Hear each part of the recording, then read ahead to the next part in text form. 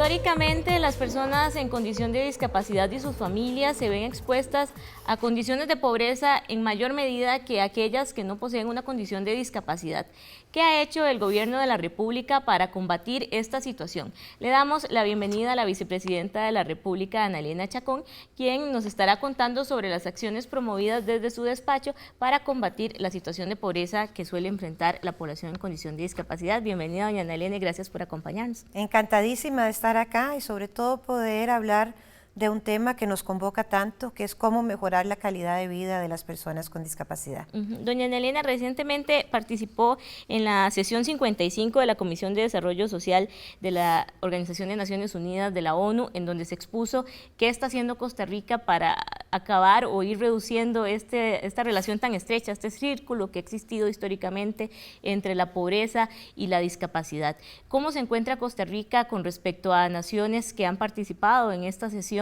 en esta reducción de la pobreza y en conseguir efectivamente que las estadísticas nos cuenten que estas acciones están teniendo fruto? Claro, para mí fue un gran honor participar en esta sesión número 55 de Naciones Unidas de su Comisión Social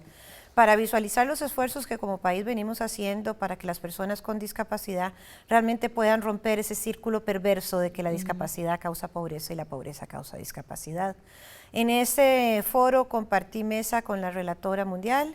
para la población con discapacidad, que casualmente es una costarricense, quien me honró mucho estar con ella, y estuvimos con otros representantes de diferentes países, especialmente viendo estos temas con enorme tristeza. Cuando yo hacía un relato sobre cómo Costa Rica ha venido trabajando la integración educativa de las personas con discapacidad, cómo Costa Rica realmente ha venido mejorando también esa tasa de desempleo, que era una cosa terrible hace algunos años y sigue siendo un tema pendiente de bajar los niveles de ese casi 70% de población que está sin empleo formal o sin empleo del todo de personas con discapacidad. Habían otros países que me replicaban que las personas en su país lo único que tenían para hacer era la mendicidad. Pareciera que, digamos, tener una discapacidad y estar solicitando alguna limosna en la calle era lo único que en esos países ocurría. Hablo de países muy poblados, de países muy pobres, como son algunos países africanos, y realmente pues nosotros en ese estadio no nos encontramos, porque gracias a una institucionalidad fuerte e histórica que ha tenido Costa Rica, en la cual nosotros como gobierno actualmente hemos querido reforzar y poniendo en el tapete de todas las discusiones cómo mejorar la población con discapacidad, no mirándola exclusivamente desde el ente rector, a quien le tenemos un enorme respeto y queremos seguir trabajando de la mano para dictar buenas políticas públicas, sino poniéndolo en el tapete de la discusión en el Ministerio de Trabajo, en el Ministerio de Ciencia y Tecnología, en el Instituto Mixto de Ayuda Social, en el INAMU. O sea, que hablamos de mujeres y discapacidad, de madres de personas con discapacidad, en fin. Este abanico es mucho más amplio en la política pública costarricense. Con desarrollo más elevado que el de Costa Rica, ¿qué tanto tienen lecciones que darnos para nosotros tomar partido y aplicarlas en Costa Rica, o más bien somos un referente en este tema? Bueno, depende de dónde usted lo mire, porque digamos, si hablamos, el Estado solidario que tiene Costa Rica es un Estado muy vasto, y se puede comparar con Uruguay, con Chile, con países que más o menos manejamos este nivel de compromiso con el desarrollo humano. Panamá estaba también haciendo cosas muy similares a las de Costa Rica, pero claro, si nos vamos a los países nórdicos, en donde existe, digamos, una corresponsabilidad social del cuidado y las personas con discapacidad no viven en pobreza porque tienen subsidios importantes, son países 100% accesibles, es decir, que han alcanzado otro nivel de apoyo estatal y también de apertura dentro de las empresas para que la discapacidad no sea, digamos, una desventaja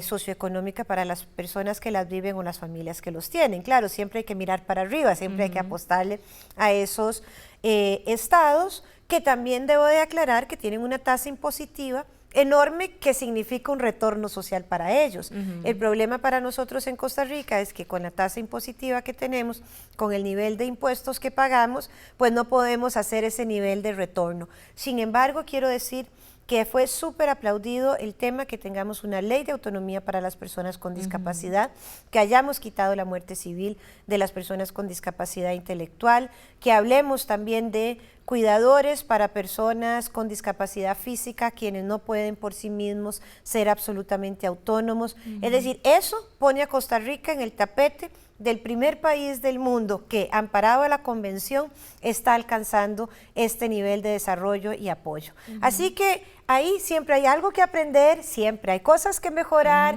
siempre hay más que hacer para evitar la discriminación, pero por supuesto que necesitamos también ser un referente para muchos otros países del mundo en donde todavía ni siquiera hay legislaciones específicas para amparar los derechos humanos de las personas con discapacidad. Así, doña Ana Elena, comentábamos la situación de Costa Rica en el panorama internacional con su participación en esta sesión de la ONU. ¿Cuáles han sido estas acciones que se expusieron en esta sesión justamente que ha desarrollado Costa Rica y en especial en este gobierno para ir atacando directamente esa relación entre población con discapacidad y situación de pobreza? Nosotros expusimos con claridad cómo hemos desarrollado la estrategia Puente al Desarrollo, cómo hemos implementado una nueva medición de la pobreza sin dejar de lado la medición convencional de la pobreza. La medición convencional de la pobreza es por ingreso y la nueva medición para saber si las personas están en condición de pobreza es el IPM, el Índice de Pobreza Multidimensional. Entonces, por lo tanto, nosotros al explicar esto, muchos países ya lo están aplicando, quieren aplicarlo, nos preguntaban mucho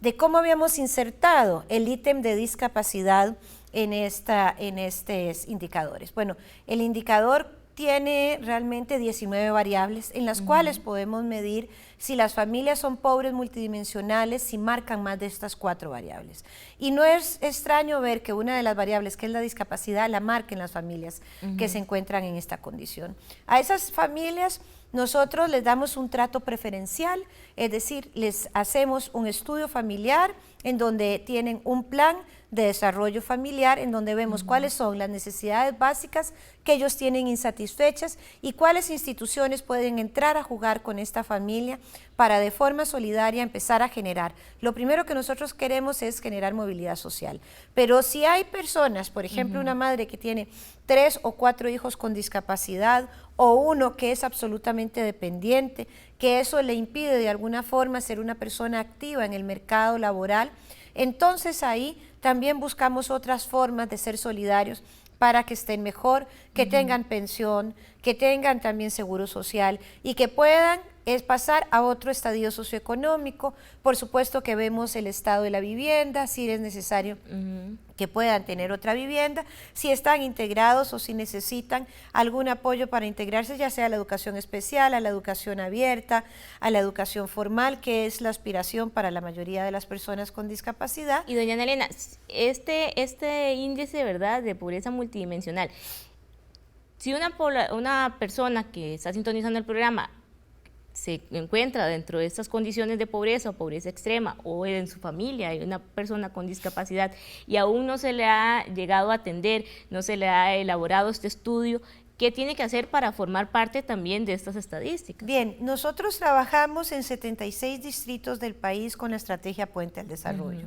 Y lo hacemos segregadamente, digamos, geográficamente segregado, porque era la posibilidad y la capacidad instalada de empezar exitosamente con una estrategia novedosa en la cual generamos un círculo virtuoso con 12 diferentes instituciones. Entonces, si esta persona vive en uno de estos 76 distritos, los cuales pueden encontrar cuáles son esos distritos dentro de la página de la Casa Presidencial, ahí puede tener esta información. Si no, por supuesto que siempre puede acudir a Limas y buscaremos cómo apoyarlo y de qué forma. En este momento nosotros tenemos 27.300 familias que están bajo la estrategia Puente al Desarrollo y en este año se incorporarán otras 27.300 familias. Eso va a sumar 54.600 familias al final de esta administración, habiendo hecho una cobertura del 55% del total de las familias en condición de pobreza, y ahí dejamos esa tarea pendiente para el resto del 45% de las familias en condición de pobreza extrema, que pueda continuar ampliándose en una estrategia que espero haya llegado para quedarse, por lo bien diseñada que está, por la forma tan digna y respetuosa de los derechos humanos que atiende a las personas que trabajan bajo esta modalidad, pero sobre todo por la no revictimización de las personas en condición de pobreza que trabajan bajo la estrategia Puente al Desarrollo. Y justamente para cerrar, doña Ana Elena, ¿cómo fomentar que en futuras administraciones, ya sea de personas con ideologías políticas distintas a las del gobierno actual, esta estrategia de Puente al Desarrollo pueda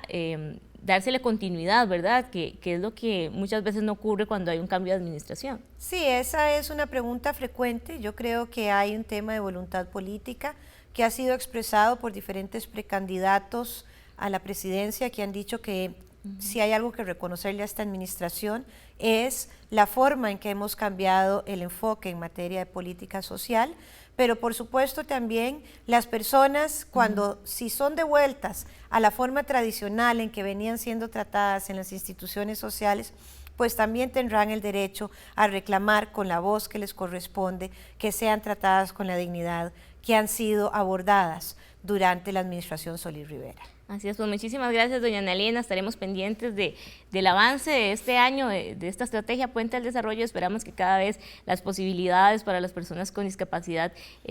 estén más cerca, ¿verdad?, de estas familias que se encuentran actualmente en pobreza. Muchas gracias por acompañarnos. Encantada.